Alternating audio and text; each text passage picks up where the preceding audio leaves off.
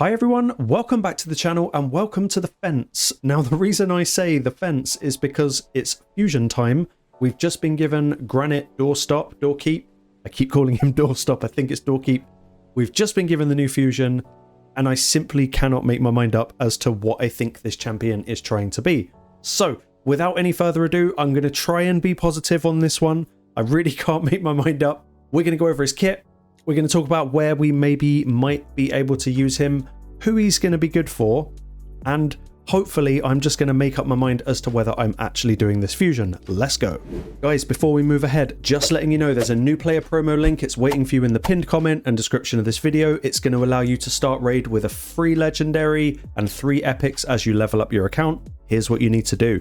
You'll want to log out of Play and Play on your PC and uninstall the game. Click the link in the description and register with a brand new email address. Launch raid, complete your tutorial, go to your inbox and claim your first free champion. Like I say, this is a good one. Don't miss out. You know what to do. So here he is. It's Granyt Doorkeep, not Doorstop. He is small, green, dwarfy, and looks like he hits pretty hard. Very cool. He kind of actually reminds me a little bit of a toned down version of Samar in terms of how he looks, who also happens to be another spirit-based HP nuker. Did we need another one? Probably not. But look, let's quickly rattle off his kit. His A1, triple hitter, books up to a 100% chance of removing a random debuff from the target, and that's on each hit, so you could actually get rid of 3 buffs. Very cool. Each hit will ignore 20% of the target's defense. I like this. This will pair very well with any one ally attack. Very, very nice. On to the A2. It's an AoE. Before attacking, he puts increased accuracy on you and the team, and then he has a chance of placing decreased defense and block buffs. I like this. This is probably the thing that I like the most about his kit. A3 attacks one enemy. Before attacking, he self-cleanses and then puts a 15% shatter and crit damage on himself. All shatter means is for skills that he's got that are ignoring defense, it's just going to ignore even more defense. I like it. Will ignore unkillable, stone skin and block damage, and if you're going up against someone that doesn't have those buffs, the attack is going to deal 100% more damage, and then you get an extra turn if the attack kills an enemy. On to the passive. I think this is where it gets a little bit weird. At the start of this champion's turn, it's essentially doing exactly the same as what his A3 does. So he will cleanse himself at the beginning of every turn, but also cleanses himself at the beginning of his A3. It's a little bit weird. Maybe it's me, maybe I'm just too tired and I'm not understanding it.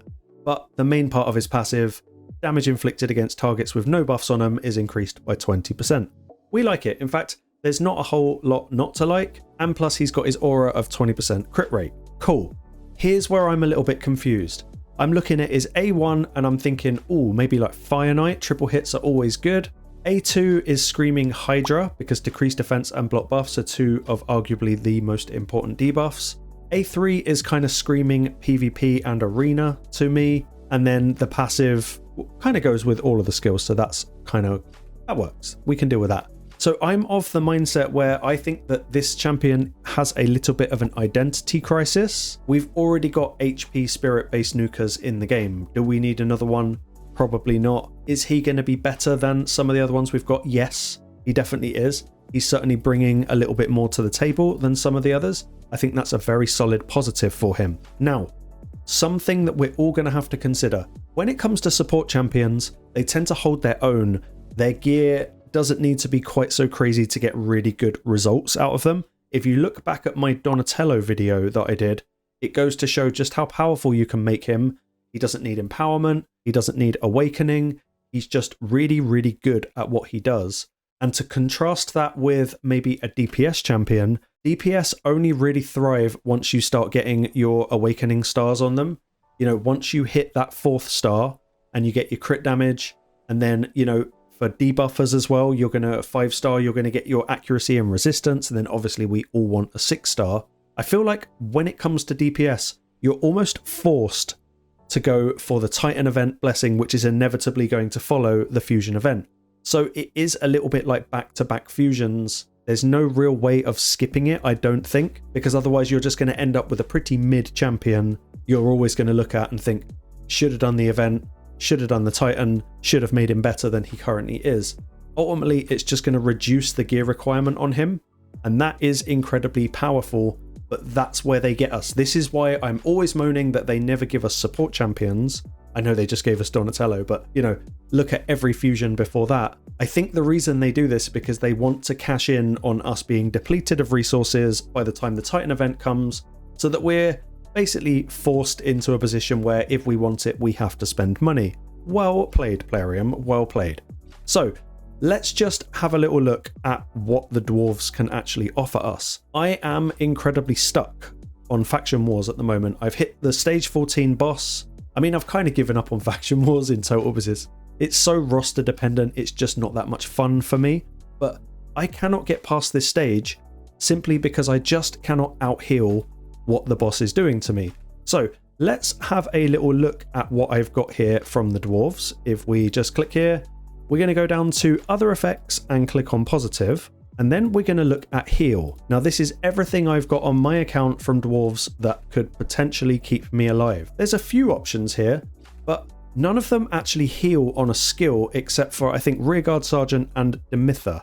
There is a little bit of funky stuff going on with Cornelia, but that involves putting one of your team to sleep and having the enemy break the sleep in order to get healed. All of the champions here have a conditional heal. Something needs to happen in order for the heal to happen.